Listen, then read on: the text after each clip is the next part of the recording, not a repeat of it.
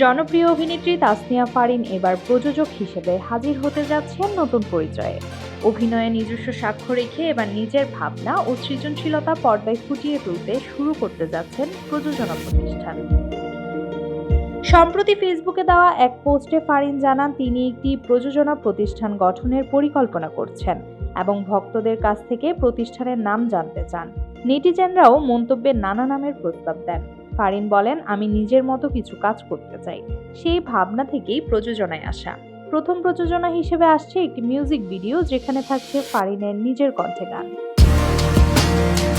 গত বছর ইত্যাদি অনুষ্ঠানে প্রচারিত রঙে রঙে রঙিন হব গানটির মাধ্যমে গায়িকা হিসেবেও জনপ্রিয়তা পান ফারিন। নতুন গানেও তার সঙ্গে আছেন গায়ক ইমরান মাহমুদুল। গানের শুটিং শেষ হলেও শিরোনাম ও নির্দেশকদের নাম আপাতত গোপন রেখেছেন তিনি। ফারিন জানান, গানটি খুব সুন্দর হয়েছে, আগেরটির মতো এটিও শ্রোতার ভালো লাগবে বলে তিনি আশাবাদী। অভিনয়ে কিছুটা বিরতি নেওয়া প্রসঙ্গে তিনি বলেন, সব প্রজেক্ট না করে বেছে বেছে কাজ করতে চাই। দর্শকদের মানসম্মত কিছু উপহার দেওয়ার জন্যই সময় নিচ্ছি।